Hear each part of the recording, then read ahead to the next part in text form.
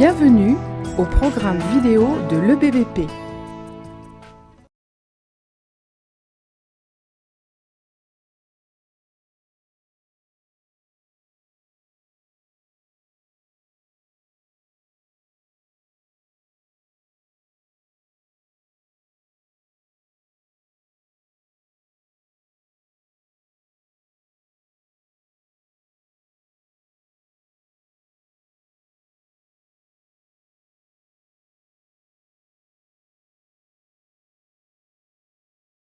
Oui, Père Céleste, Dieu Tout-Puissant, Maître de l'univers, Créateur de toutes choses, Seigneur. Merci pour ta présence, Seigneur. Nous sommes tous réunis en ta présence, Seigneur, bien que nous soyons chacun à la maison, vu les conditions de cette pandémie, Seigneur. Et Seigneur, je viens te prier, Seigneur, pour ce culte de dimanche, Seigneur, pour que la parole puisse nous restaurer nos âmes, Seigneur, que ce message puisse aussi nous remplir de joie et d'allégresse, que tu remplisses ton messager, Seigneur, que de sa bouche sorte la vérité, parce que tu es la vérité, le chemin et la vie. Seigneur, nous te rendons grâce pour tout ce que tu nous accordes, Seigneur, parce que tu es notre grand Dieu, tu es le Tout-Puissant, tu es l'unique, le seul. Oui, Seigneur, et comme le dit encore la parole, et surtout dans l'Apocalypse, tu es l'alpha, l'oméga, le premier, le dernier, le commencement et la fin. Gloire à ton nom. Seigneur, nous voulons aussi te rendre grâce, Seigneur, de ce que tu protèges ton Église, parce que tu es la tête de l'Église, Seigneur. Merci pour cette protection que tu nous accordes, Seigneur. Je prie bien sûr pour ceux qui sont touchés, Seigneur, tu les connais. Je ne te citerai pas tous ces noms, mais Seigneur, garde-les dans le creux de ta main, Seigneur, parce que tout est dans ton pouvoir, puisque tu es l'unique et le seul. Voilà, Seigneur, je te remets ce culte, Seigneur, et que tout se fasse selon la volonté du Père Céleste. Au nom de notre Seigneur Jésus-Christ. Amen.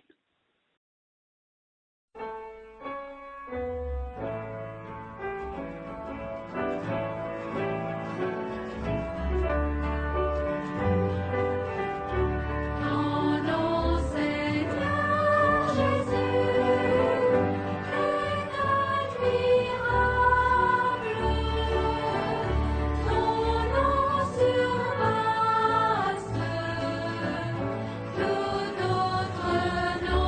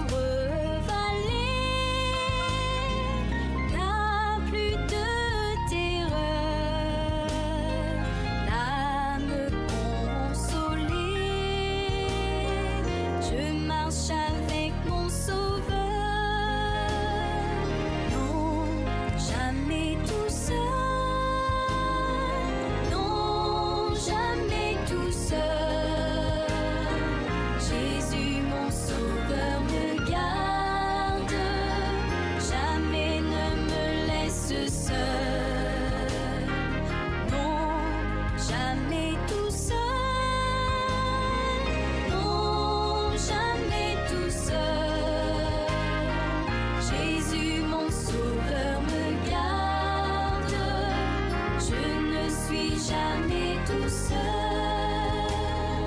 Les dangers s'accourent, subtils inconnus,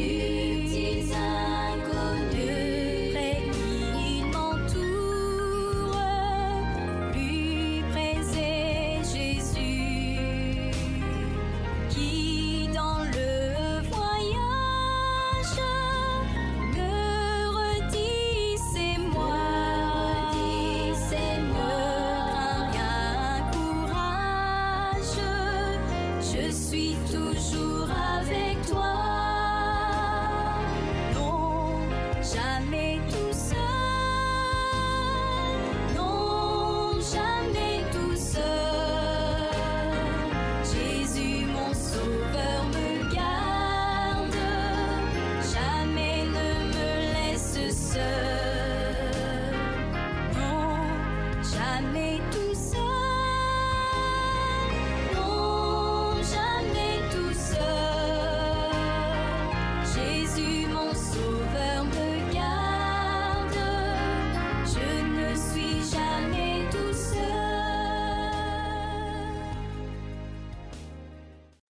Que votre cœur ne se trouble point. Croyez en Dieu et croyez en moi. Jean chapitre 14, verset 1.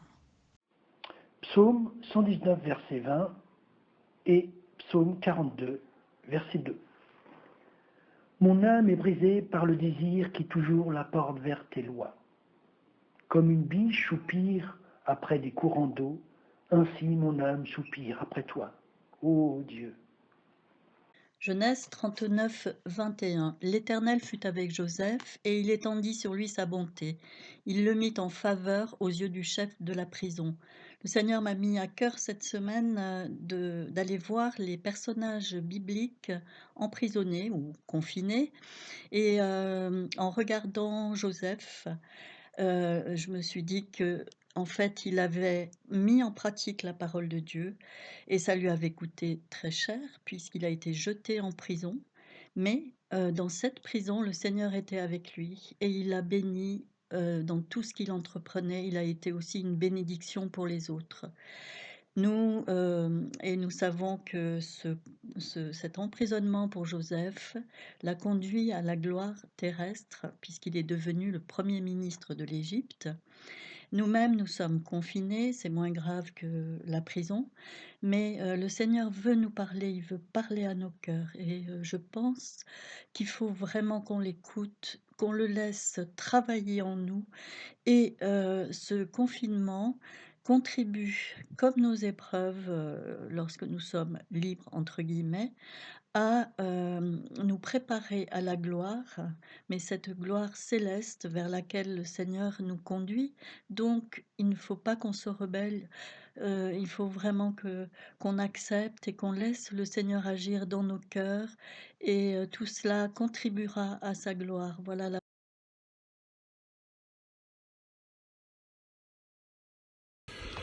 Au soir du 11 septembre 2001, après le terrible attentat contre les tours jumelles de Manhattan, une maman annonçait à son petit garçon de 4 ans que son papa, un policier de New York, ne rentrait pas à la maison car il était parti au paradis. « On peut l'appeler sur son portable ?» demanda l'enfant. « Non, mais un jour nous le reverrons, » répondit sa maman. Après un instant de réflexion, l'enfant demanda « Maman, c'est comment le paradis ?» Le paradis est le lieu pour ceux qui sont sauvés. C'est la demeure de Dieu, des anges ainsi que des morts en Christ. Tout est lié avec notre vie après la mort. C'est une partie de la maison du Père Céleste, préparée spécialement pour toi. Pas de décor à faire, pas de réparation à effectuer et surtout pas de déception le jour de l'aménagement. Ce sera notre lieu de repos. Jésus nous dit dans Jean 14,2 « Il y a beaucoup de demeures dans la maison de mon Père. Si ce n'était pas le cas, je vous l'aurais dit. je vais vous préparer une place. Mais que ferons-nous au paradis? Nous servirons Dieu jour et nuit en chantant et louant notre Seigneur Jésus-Christ. Nous serions semblables à lui. Nous lisons dans 1 Jean 3,2 « Bien-aimés, nous sommes maintenant enfants de Dieu, et ce que nous serons un jour n'a pas encore été révélé. Mais nous savons que lorsque Christ apparaîtra, nous serons semblables à lui, parce que nous le verrons tel qu'il est. » Joni Eareckson Tada, tétraplégique au fauteuil roulant depuis 50 ans, qui marche avec le Seigneur Jésus-Christ, a dit un jour à propos du paradis: « Au paradis, ce sera le jour où moi, paralysé dans la tête aux pieds, je pourrai danser de joie. » Et ça se confirme dans Apocalypse 21,4. « Il essuiera toute larme de leurs yeux, la mort ne sera plus, il n'y aura plus ni deuil, ni cri, ni douleur, car ce qui existait avant a disparu. » Mais comment parvions-nous dans ce lieu céleste? Uniquement en acceptant Jésus-Christ comme Sauveur et Seigneur. Alors ne crois surtout pas ces jolies paroles de mensonge dans la chanson de Paul Naref « Nous irons tous au paradis » et ne crois pas non plus que tu arriveras avec un peu de chance. Seulement Jésus peut te sauver. Jean 3,16 est très clair. Nous lisons en effet « Dieu a tant aimé le monde qu'il a donné son Fils unique afin que quiconque croit en lui ne périsse pas, mais ait la vie éternelle. » Est-ce que tu es prêt pour rencontrer ton Sauveur face à face? Est-ce que tu es préparé pour la vie éternelle? Écoute bien ce matin la bonne nouvelle de Jésus-Christ, car c'est la seule chose à saisir totalement en pleine main. Que le Seigneur nous bénisse tous. Amen.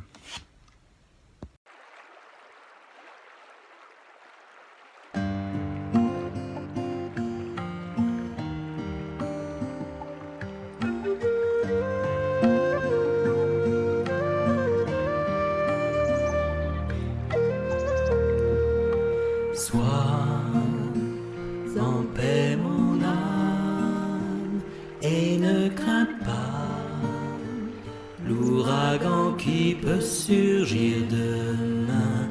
Dieu est avec toi, ne pense pas au malheur qui peut venir soudain. Dieu, tu es mon Dieu, quand je m'appuie sur toi, je ne tremble pas.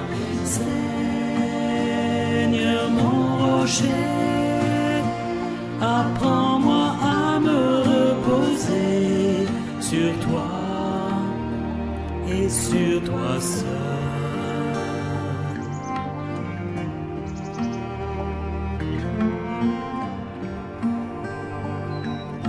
Sois en paix mon âme, ne t'effraie pas quand le chemin s'assombrit pour toi. Tiens, ferme et levé le bouclier qui éteint tous les traits enflammés. Dieu, tu es mon Dieu, quand je m'appuie sur toi, je ne tremble pas. Seigneur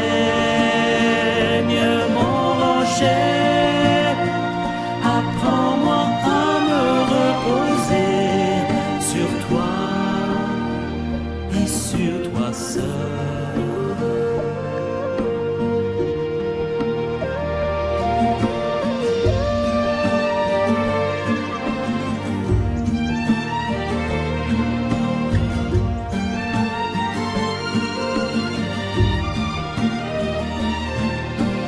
Dieu, tu es mon Dieu, quand je m'appuie sur toi, je ne tremble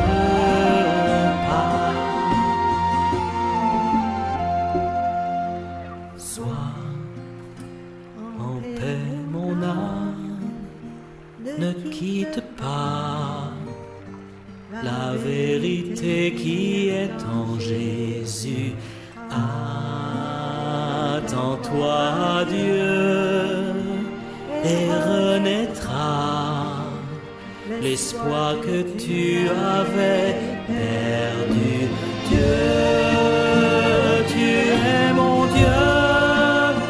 Quand je m'appuie sur toi, je ne tremble pas. Seigneur mon rocher, apprends-moi à me reposer sur toi et sur toi seul. Sur toi et sur toi seul.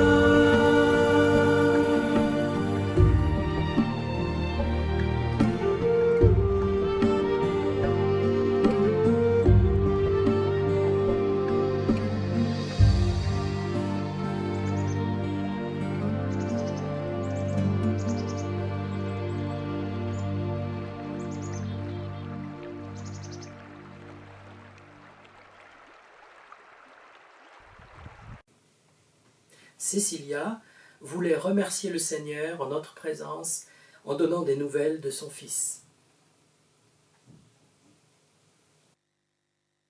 Bonjour à tous, j'espère que tout le monde va bien malgré ce moment de confinement. Mon chat vous dit bonjour aussi. Et chez nous tout va bien, tout le monde se porte très bien pour l'instant. Donc je fais cette petite vidéo pour apporter un témoignage de plus sur la puissance de Dieu manifestée à nouveau dans nos vies, en particulier celle de Raphaël. Donc vous savez tous déjà que le juge des affaires familiales avait en novembre ordonné des visites médiatisées pour que Raphaël et son père puissent se voir. Et pour ça, donc, elle avait désigné un organisme qui s'appelle l'ARP. Donc dès la réception du jugement, j'ai fait le nécessaire auprès d'eux pour ouvrir une inscription au plus vite.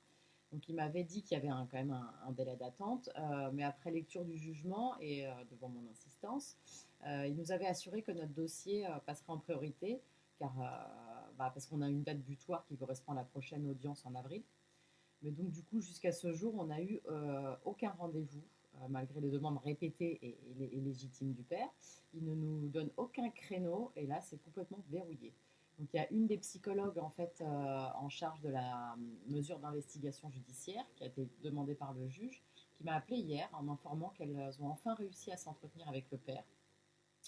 Et qu'il leur apparaît évident à elles aussi, donc du coup, que le père a une pathologie psy et qu'elles comptaient faire part dans leur conclusion qu'il serait plus que souhaitable de changer d'organisme pour les visites médiatisées, parce que l'ARP n'est pas une structure adaptée à ce cas de figure, car les visites, elles ne sont pas assez encadrées et ça pourrait vraiment être néfaste pour Raphaël. Donc là, on a pris conscience que Dieu avait fermé les portes et n'avait pas permis que ces visites se fassent, et à quel point en fait il a protégé Raphaël. Et il agit chaque jour avec puissance et bienveillance, et malgré ses doutes, Raphaël peut voir à quel point Dieu ne l'abandonne pas et ne l'abandonnera jamais. Donc gloire à Dieu, gloire à son nom. Et je vous embrasse tous très fort, et restez bien chez vous pour ceux qui le peuvent. Prenez soin de vous, que le Seigneur vous bénisse.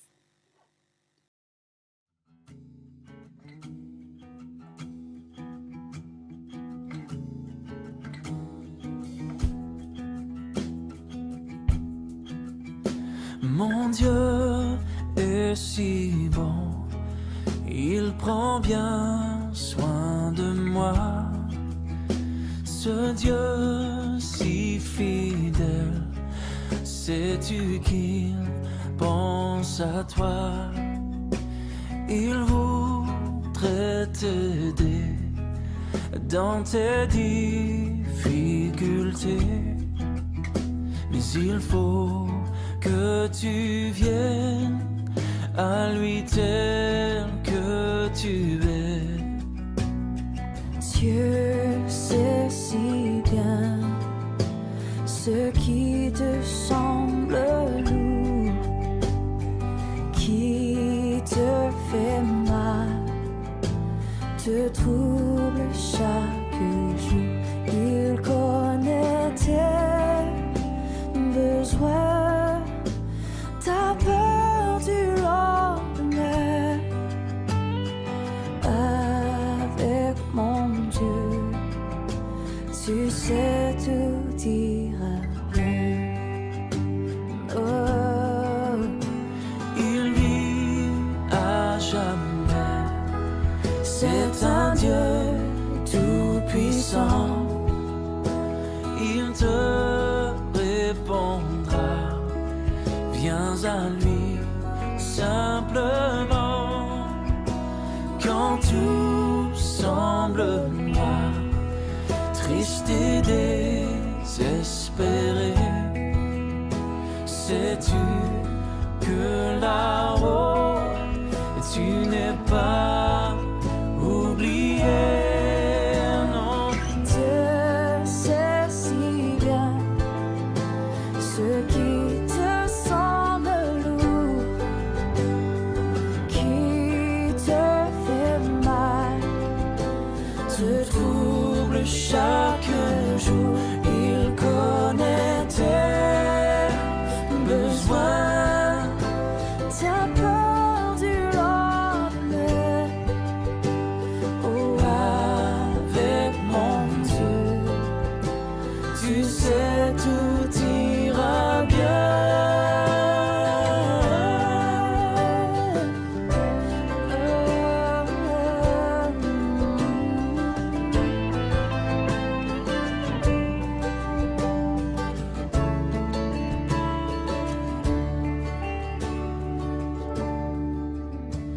mon Dieu t'aidera. Il conduira tes pas. Si tu veux marcher, te plier à sa loi, alors ne crains plus, tu peux compter sur lui, car il accomplira tout ce qu'il a promis.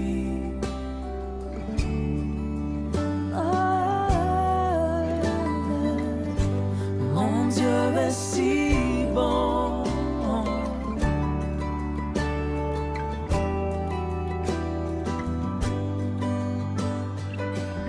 Il prend bien soin de moi et prendra soin de toi.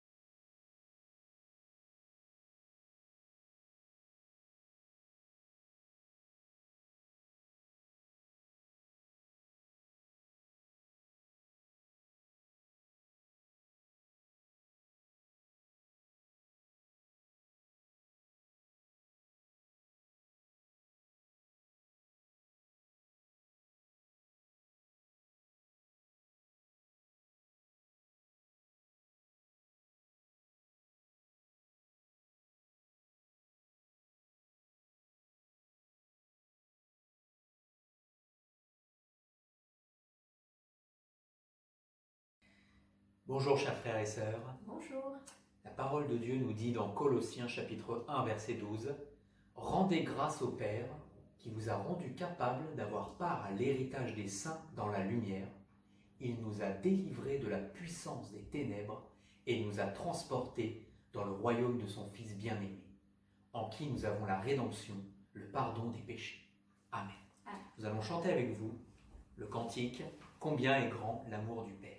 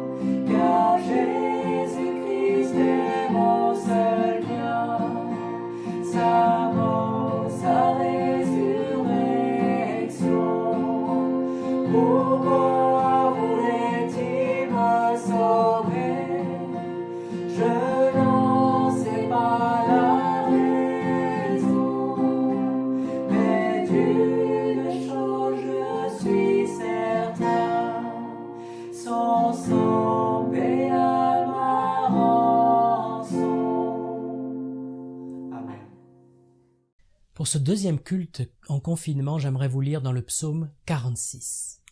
Dieu est pour nous un refuge et un appui, un secours qui ne manque jamais dans la détresse.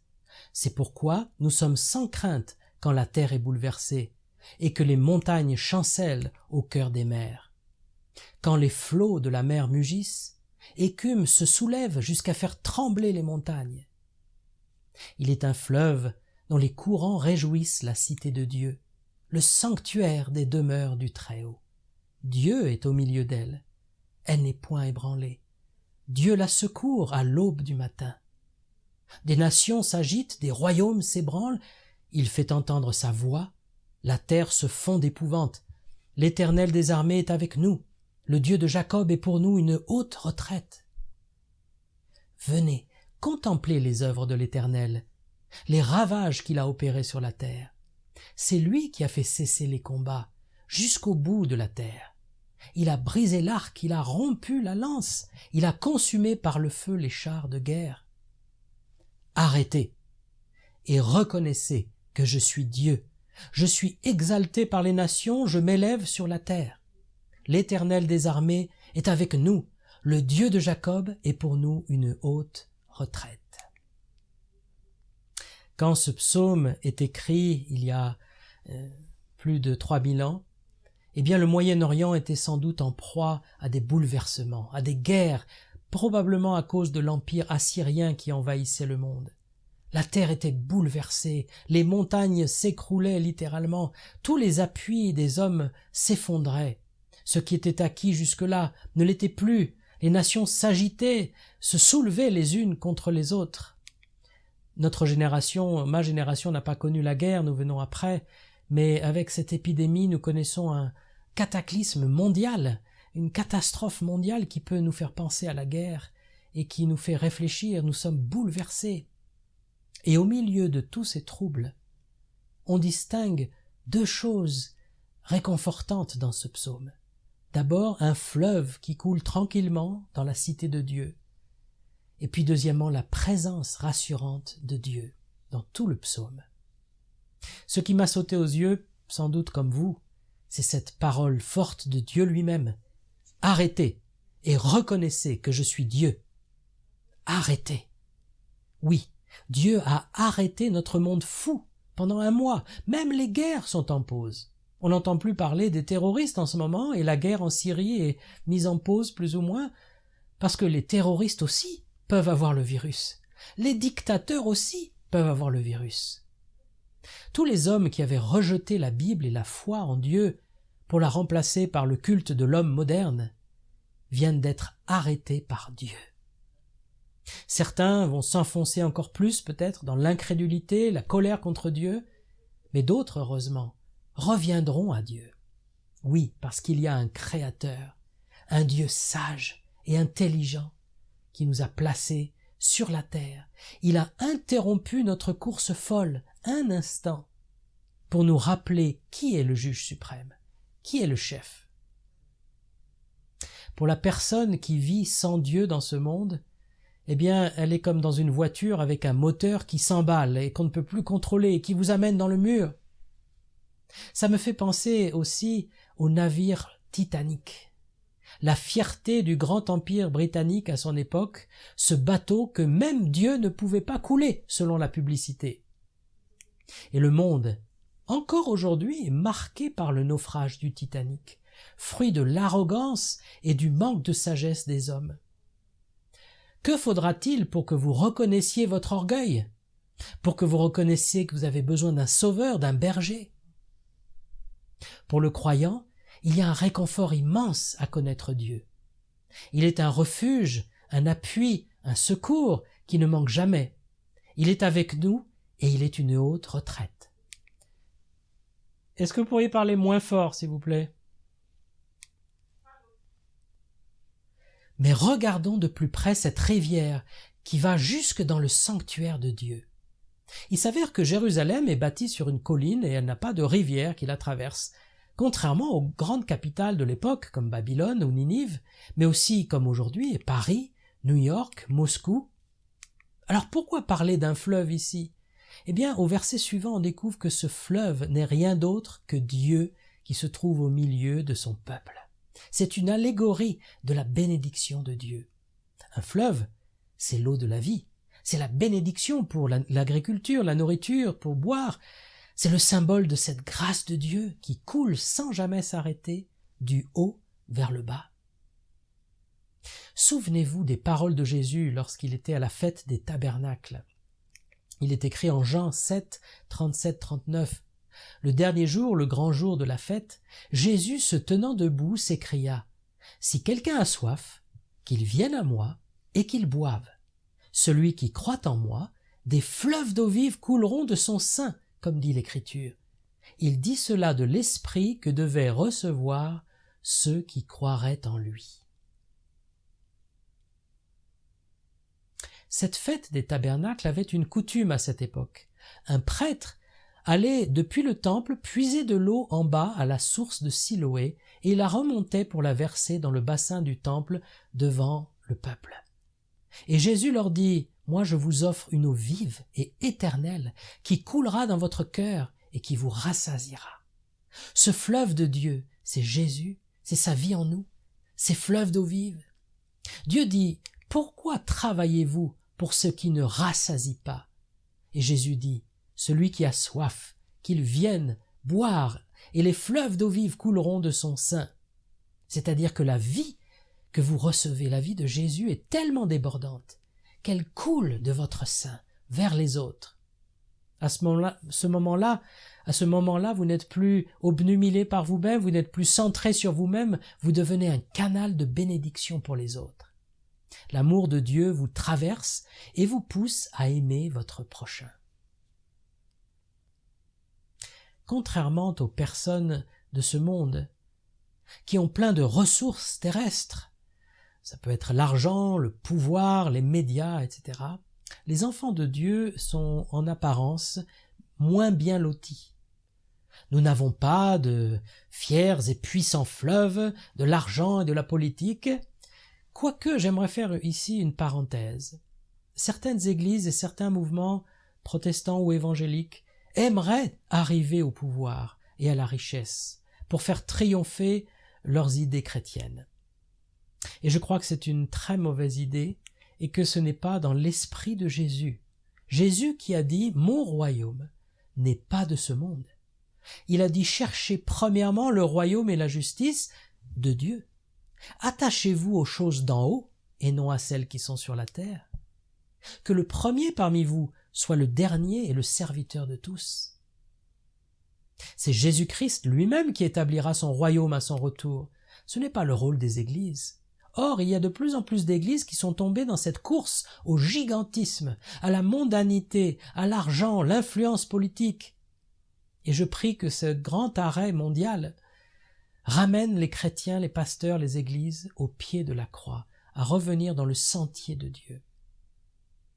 Non, nous n'avons pas des ressources terrestres comme le monde, mais nous avons le fleuve de Dieu, l'esprit de Dieu, la vie de Dieu, l'amour de Dieu, la puissance de Dieu en notre faveur. La nuit peut être dangereuse et inquiétante, les chacals, les ennemis sont là, mais Dieu secourt son peuple dès l'aube du matin, dit le psaume. Que pouvons-nous craindre? La mer est agitée, mais le fleuve, lui, reste calme. Dans la Bible, la mer symbolise souvent les peuples en effervescence et en mouvement. Ils s'agitent, ils se combattent, ils se déplacent. Mais la rivière de Dieu, elle, est tranquille. Elle réjouit la cité de Dieu. Elle symbolise cette paix de Dieu dans l'âme. Quand apprendrons-nous cette paix qui surpasse toute intelligence? Jésus a dit « Ne vous inquiétez pas de ce que vous mangerez ou de quoi vous serez vêtus. » Paul a écrit « Ne vous inquiétez de rien, mais en toute chose, faites connaître à Dieu vos besoins par des prières. » Dans ce monde, on passe d'une inquiétude à l'autre, d'une agitation à l'autre, et puis Dieu dit soudain « Stop! Reconnaissez que je suis Dieu. » Pas simplement qu'il existe un Dieu, mais que ce Dieu est vivant, qu'il est actif, qu'il est puissant, qu'il est présent. Il est le rémunérateur de ceux qui le cherchent, dit la Bible. Depuis quand n'avez-vous pas demandé à Dieu quelque chose de précis qu'il vous a accordé? Depuis quand n'avez-vous pas eu une conversation avec Dieu dans le lieu secret pour lui confier votre vie et vos soucis? Alors arrêtez de vous inquiéter en boucle. Sachez que Dieu est le Dieu qui pourvoit, le Dieu qui sauve, le Dieu qui guérit, le Dieu qui donne la paix. Et de la même façon que cette rivière coulait dans la cité de Dieu, eh bien la paix de Dieu veut couler dans notre âme qui est le siège de l'Esprit de Dieu. L'auteur du psaume 20 écrivait ceci au verset 8 et 9. « Ceux-ci s'appuient sur leurs chars, ceux-là sur leurs chevaux. Nous invoquons le nom de l'Éternel, notre Dieu. Eux, ils plient et ils tombent. Nous tenons ferme et nous restons debout. » Peut-être es-tu un chrétien ou une chrétienne qui est revenu en arrière vers le monde, vers les appuis de ce monde. Tu as pensé que tu pouvais jouer sur les deux tableaux, être avec Dieu et être avec le monde. Et c'est là que la parole de Dieu fait une distinction claire. Celui qui aime le monde ne peut pas être ami de Dieu. Tu t'appuies sur tes chars et tes chevaux, et tu as oublié le Seigneur qui pourtant t'a béni et t'a gardé tellement de fois. Tu t'appuies sur ton travail, ton salaire, tes proches, tes biens matériels, et tu te rassures avec ça, mais maintenant Dieu dit « Arrête et reconnais que le Seigneur est ton Dieu. » Plus on s'approche du sanctuaire, et plus la rivière de la vie nous rafraîchit et nous fortifie. Plus on s'éloigne du lieu saint, et plus on entre dans le désert aride. Plus on est proche du sanctuaire, au centre de la volonté de Dieu, et plus on est à l'ombre du Tout-Puissant, dans sa lumière, dans sa puissance. Plus on s'éloigne de Dieu, et plus on est livré à nous-mêmes, à la peur, aux ennemis, aux ténèbres, au péché. Il ne faut pas fuir la volonté de Dieu. Laissez à Dieu une chance de vous montrer à quel point sa volonté est bonne, agréable et parfaite. Arrêtez et sachez que je suis Dieu. Est-ce que vous avez peur d'être trop près de Dieu? Est-ce que vous craignez la volonté de Dieu pour votre vie? Vous dites, moi je préfère habiter en banlieue de Jérusalem et venir au temple et à la rivière quand j'en aurai besoin. Mais en banlieue, il n'y a pas la rivière, il n'y a pas le fleuve qui réjouit la ville.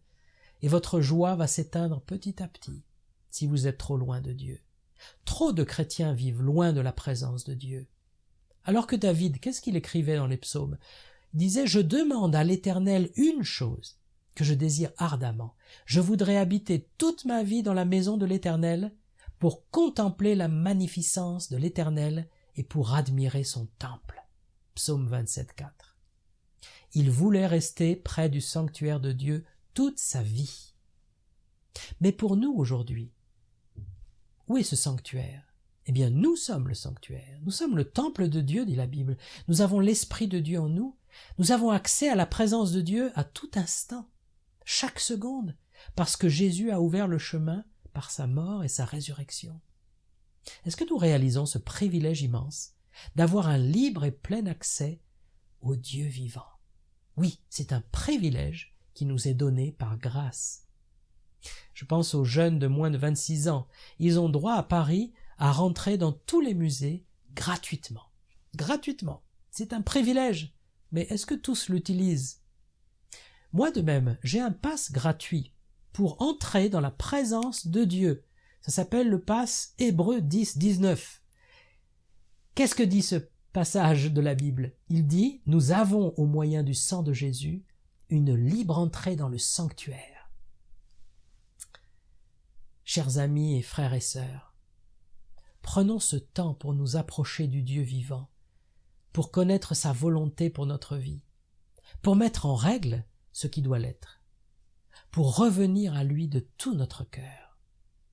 Ce dimanche, nous avions prévu de recevoir David Price, ce pasteur du sud de la France qui devait nous parler de la Bible et la famille.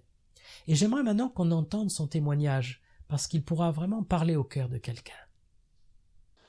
Bonjour à toutes et à tous.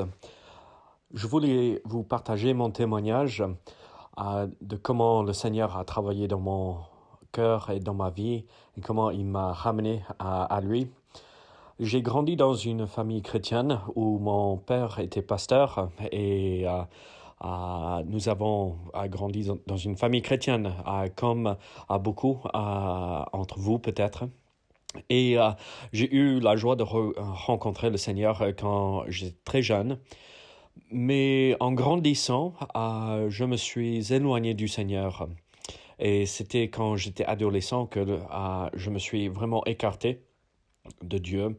Et je suis parti dans l'alcool et la drogue pendant un petit moment. Et le Seigneur a toujours travaillé dans mon cœur et œuvré dans mon cœur pour me ramener à lui. Et en fait, ça a pris quelques années avant que je me réveille et que j'écoute ce que le Seigneur me disait dans mon cœur. Et pendant cette période de plusieurs années, j'étais toujours, je n'étais jamais bien à l'intérieur en moi, parce que je savais que je ne faisais pas ce que le Seigneur me demandait de faire. Mais malheureusement, ça a pris un grave accident avant que je me réveille. Et j'étais à l'hôpital pendant un bon moment, après dans un fauteuil roulant pendant des mois pour pouvoir reprendre une vie à peu près normale. Mais pendant toute cette période où je ne marchais pas avec le Seigneur, mes parents priaient et leur témoignage fidèle et leur amour, même dans ces moments difficiles où je ne marchais pas avec le Seigneur, ça a touché mon cœur et ça a réveillé en moi un désir et un besoin de revenir au Seigneur. Et donc, à travers cette épreuve énorme où mon corps était physiquement brisé. Le Seigneur aussi, à travers le témoignage de mes parents, à travers autres événements dans ma vie, il a brisé aussi mon cœur afin que je revienne à lui. Et donc, je suis reconnaissant que le Seigneur a décidé, malgré le fait que je me suis éloigné, je suis très reconnaissant que le Seigneur n'a pas abandonné son enfant, mais il a continué à m'appeler et m'attirer vers lui petit à petit, doucement, et que je puisse le servir maintenant, aujourd'hui, en tant que pasteur, en tant que missionnaire, et montrer ce que Dieu peut faire dans la vie de quelqu'un qui, malgré le fait qu'il s'est éloigné, quand on revient à lui, brisé, il nous prend et il est le potier. Et donc, il peut refaire notre vie et reconstruire notre vie et que ça soit quelque chose de merveilleux par la suite. Prions ensemble pour ceux qui se sont éloignés et priez pour vos enfants. Priez pour les membres de vos familles qui se sont éloignés ou qui ne connaissent pas le Seigneur. Dieu peut accomplir une œuvre magnifique dans leur vie. Que Dieu vous bénisse. À très bientôt.